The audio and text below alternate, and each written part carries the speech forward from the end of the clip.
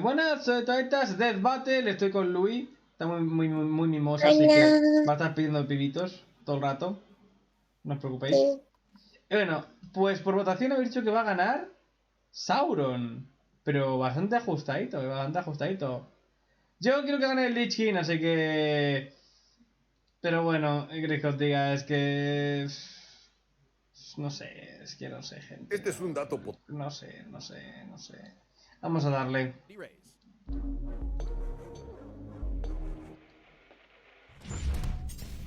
Sauron, the Lord of the Rings. The Lich King, Warcraft's Lord of the Scourge. Evil has many shapes, but few can match the presence of these kings of blight and shadow.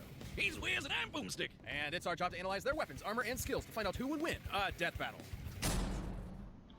Within the timeless halls, at the dawn of creation, the supreme god Eru and his angelic Ainur created all of existence through a single harmonious song. But one of these angels just had to be a rebel. Melkor ruined that harmony, giving the world its many imperfections, like Wiz. Then after messing up God's hit single and going rogue, Melkor took up a new name just to be even more metal, Morgoth. Morgoth's power was impressive, daunting. Several Maiar, essentially lower-ranked angels, joined him in his frightening conquest of the world he had helped create. And the greatest of these followers was one obsessed with destroying all life in the pursuit of bringing about complete order. He used to be Myron, but under Morgoth's reign, he became the one and only Sauron.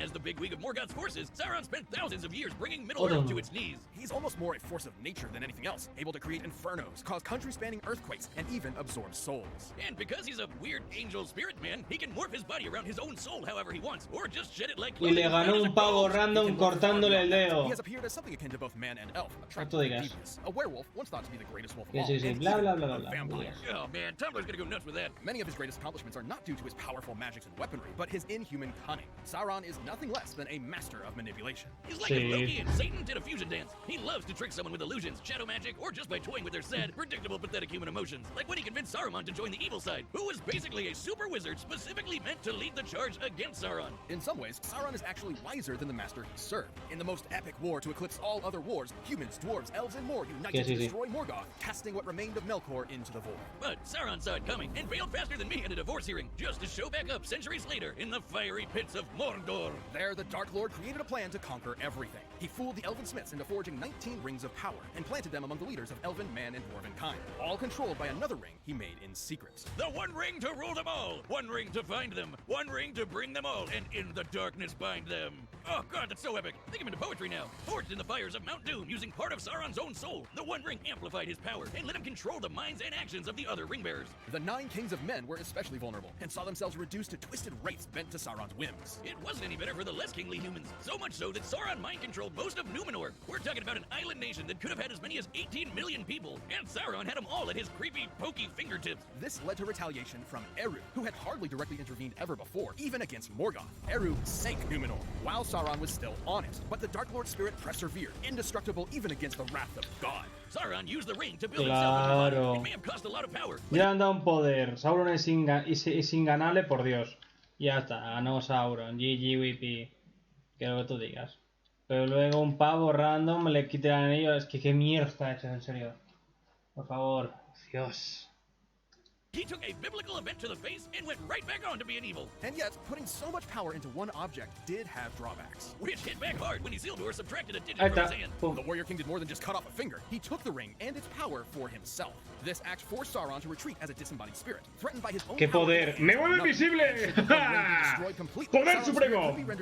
A ver, tetas. It isn't all bad, though. The ring can turn you invisible, create visions of impending doom, and has one hell of a defense mechanism. Yeah, who'd want to destroy it when it makes you want it? It has a will of its own, with promises whispered even the best of us can't refuse. The greatest poultry dinner ever, Boomstick. Bourbon, pecan, parmesan, turducken. It's so precious.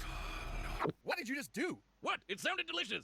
Well, ring or no ring, Sauron's a beast. He's swatted away armies of soldiers and erupted Mount Doom through sheer willpower. He has total control over his own being and can modify his soul at will, so he can definitely resist someone like spooky ghost Celebrimbor trying to dominate a spirit. And being among the strongest Maiar, the peak of Sauron's power is beyond that of Osei, a lesser Maiar, which is specifically important because Osei single-handedly raised the island of Numenor. Yeah, remember that island that got Noed? That place. No wonder everyone wants his ring. Who could turn down that much power? Not Isildur. The hearts of men are easily corrupted, and he kept the ring rather than destroy it. But in the end, the Y al final, básicamente, no va a decir que el humano es corrompido, bla, tontería, y Arthas fue corrompido por la Frostmourne.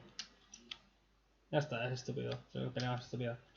ring destroyed him and waited for its master's return. Sauron was rebuilding Mordor into a world-conquering force, and after a little bit of good old-fashioned torture, he found out the ring was in the Shire, the chillest, coziest, dopest place imaginable. Oh man, when I retire, I'm gonna go live in a hobbit hole and just get lit 24/7. And so began the War of the Ring. Sauron's forces covered the land, seeking both the ring and the downfall of man, always shadowed by the symbol of his ever-present influence, the Eye of Sauron. It was tan puedo Sauron que no podía pillar un puto enano. Basically accepted death by orcs as inevitable. Cuando el puto mierda Dios tiene GPS. Would finally fall for good, save for the Dark Lord's truest weakness. Sauron's cunning and stratagems were impressive, sure, but ultimately he never truly understood the people of Middle-earth. In his mind, absolute power was factually irresistible. He never imagined a mere mortal could ever, or would ever, seek to actually destroy the One Ring. Against all odds and a whole lot of walking, Sauron was defeated not by the sparkly new king or the armies of Middle-earth, but by the most unlikely creature imaginable, Elijah Wood. Yet even as a formless shadow, Sauron's legacy remains one of domination, treachery, and most of all, fear. Fitting for the being that represents, and I quote, as near an approach to the holy evil will as is possible. This episode of Death Battle is sponsored by Bespoke Post. Gear up for fall with Bespoke Post and a new seasonal lineup of must-have. But when Ner'zhul waltzed through the portal, Kil'jaeden was right there waiting for him. Ner'zhul was forced to serve Kil'jaeden's will to ravage another world, Azeroth. Thus, he was transformed into the first Lich King. This Lord of the Dead was sent to the continent of Northrend, but Kil'jaeden had one more twist for poor Zul. His body was gone, leaving just his spirit, which was bound to a set of armor sealed within a prison of magical ice. Man, this guy can't catch a break. Armor looks sick, though. He's gonna possess me if I put that on, huh? From his frozen prison, the Lich King would begin his conquest, conjuring an unstoppable plague of undeath. Soon, this would threaten the lives of the kingdom of Lordaeron. Okay, so that was a lot, but here's where our main guy finally shows up. Lordaeron's crown prince and holy knight, Arthas Menethil. Yeah, his name does kind of sound like something your doctor would give you for fungus, but hey, no. Arthas was a badass. At 19 years old, he was considered one of the best swordsmen in the world and had mastered nearly every weapon he could. Even with such a skilled warrior as its prince, Lordaeron was already severely pressured by a war with an orcish horde, so a zombie plague was the last thing Arthas needed. Compounding this even further, Ner'zhul managed to break free of Kil'jaeden's power and turned his attention toward creating a champion to lead his ever-growing scourge. Naturally, he chose Arthas, who was a stressed-out mess, to the point where he tried to stop the plague by killing everyone in his own city. Holy shit! Yeah, he was totally losing it. So hearing a creepy voice in his head really didn't help. Long story short, in his efforts to protect his realm, Arthas discovered a rune blade and took it for himself. This was the fearsome Frostmourne. Surprise! It's the source of the Lich King's power. He was stealing souls and storing them within the blade. With this new ice-cold cleaver in hand, Arthas lost his soul and got a Death Knight makeover. And so es que es muy simple, tío. Con la Frostmourne, lo acabo de decir, la Frostmourne absorbe almas. Ya está ganado. Todo lo que es Sauron es un alma. Así que absorba a Sauron y a tomar por culo. Es que no puede perder.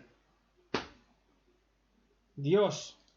Light would lead the very scourge he previously fought. And in time, Arthas would don the armor for himself, giving the Lich King a new, ultimate power. Walking! Remember, everything the Lich King had done up until this point had been from his prison within a literal block of ice. And this new Sauronite armor, Saronite armor, is the best. Like, what was it doing stuck in ice all this time when it's made of old god blood and self-repairs? Screw you, blacksmith, you're never taking my hard-earned gold. I'll never have to get naked and die again! By donning this dark helm, Ner'zhul and Arthas fused to become one, a being far more powerful than either had been before. He could effortlessly cover cities in ice storms, murder hundreds with the power of shadow, and learn all of your secrets with the Eye of Acheris. Azeroth's fate was sealed. Everyone was doomed. See this guy? He's Illidan, a 15,000-year-old demon hunter with a bit of a chip on his shoulder. As a Death Knight, Arthas could take him down, even after fighting through a massive army to get to him. Against this new Lich King, Illidan never stood a chance. This is important because Illidan had absorbed the power of Gul'dan, an orc warlock who, alongside his followers, raised the Broken Isles out of the sea, a massively powerful feat of magic. The fact that Arthas, a mortal guy, beat him up is a big deal. Just imagine how kick-ass he'd be in full control. Ya no tenía la armadura del Lich King. Oh wait. We don't have to. Ner'zhul may have pulled Arthas' strings up until this point, but he had made a drastic miscalculation. Within the mind of the Lich King, Arthas battled Ner'zhul for control, and won. The power of Frostmourne, of the Scourge, of Undeath itself, was now under the command of Arthas. And by this point, he was just done. Like, with everything. We've all had one of those days, right? Where you see all of humanity is so pathetic they can only be saved by just killing them all, so you rip out your own heart.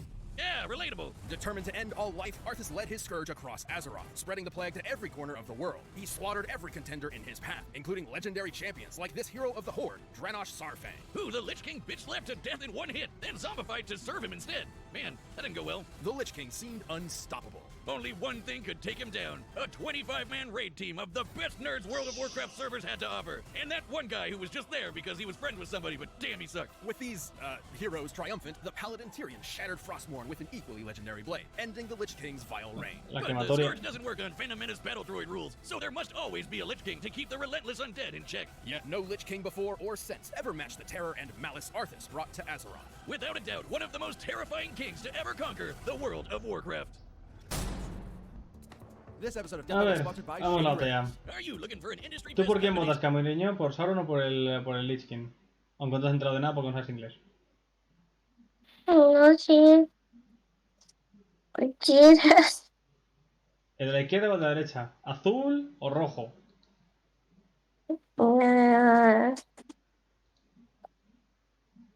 Rojo. Vale. Oh! Traidora. ¿Qué?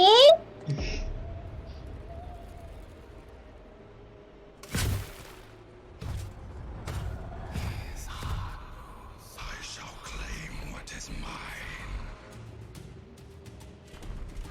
In this cold north, you will find only death.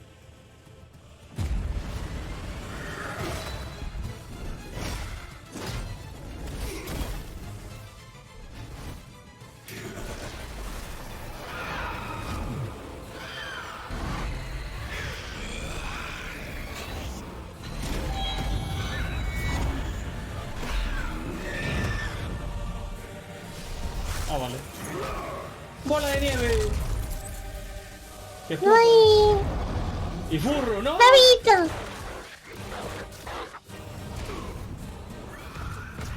I'll tear out your heart. You will find nothing. Buena frase. Your efforts are for naught.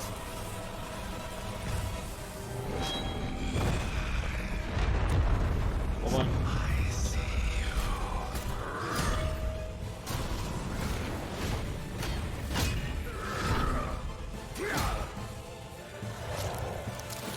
Vale. ¿Qué? ¿Se acaba de hacer un heal plus plus? Sí. you serve me now. I serve no one. ¡Oh no! ¡Mira ese ojete, papá! The prophecy of your doom. You speak nothing but Tiene dos ojos.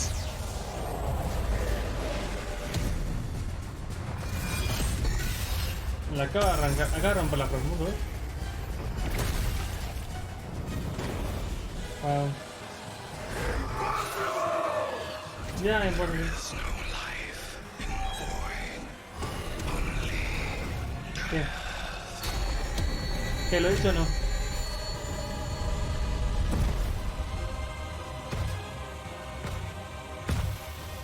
¿No es rojo? Sí, Ah. obvio.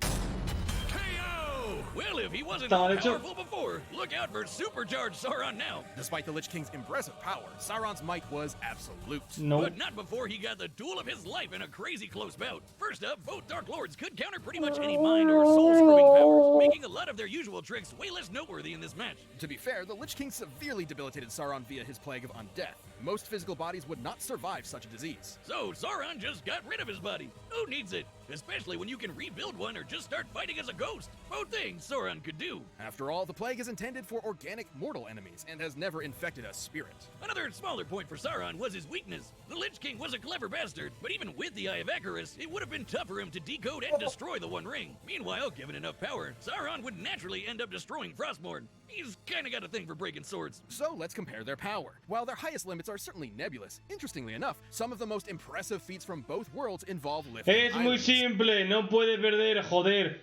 Ay, comparemos poderes. ¿Qué poderes ni qué pollas?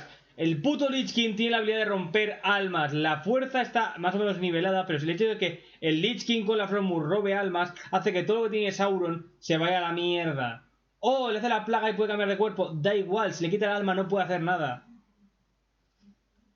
Y es la principal particularidad de la Frostmourne. Quitar el alma. As Sauron is a more powerful Maya than Osei, and the Lich King could reliably defeat someone with Gul'dan's magic, it is possible to gauge the difference in power by measuring the islands that were raised. Keep in mind, Gul'dan had a bunch of help, so we're only giving him his share. Turns out, Osei was doing twice the work. By examining official maps to determine the volume of the islands, we found a difference between lifting 2 quadrillion tons of rock versus 4 quadrillion tons, among further energy required to actually lift these through the ocean, of course. Both impressive, sure, but Sauron had the edge. And for the final nail in the coffin, The Lich King might have been super scary, but he really wasn't around for all that long. At least not when compared to the experience Sauron has warring with the world for thousands of years. The Lich King certainly posed a threat to Sauron, but the ruler of Mordor's awesome might, enduring spirit, and millennia of treachery proved him the superior Dark Lord. Wow! Is that it? What? Are you sour on the pun? I was pretty keen about it. The winner is Sauron. Hey, if you want more Death Metal ASAP, why not grab a membership? You'll get exclusive emotes, badges, live chat, live streams, and a bunch of behind-the-scenes stuff. Just click that join button. Thanks for watching. ¡Oh! ¡Brócoli! ¿En serio? ¿En serio? ¿Me estás comparando el puto Super Saiyan de Deku con el ¡Ah! ¿De Asta? ¡Opo! ¿Qué hizo? O sea, básicamente Asta hace algo porque le han dado poderes que le vienen bien al puto mierda anime. Su poder es literalmente inutilizar la magia. Deku no tiene magia, así que la mierda sus espadas. Mamá. Mamá. Ah, ¿creéis que Asta de paliza? Pues yo creo que Deku, pero bueno. Yo voto por Deku. La verdad. Tal cual.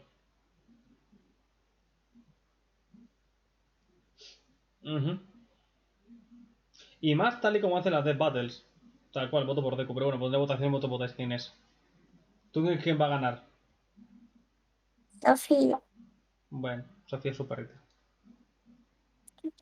Se llama, ¿verdad?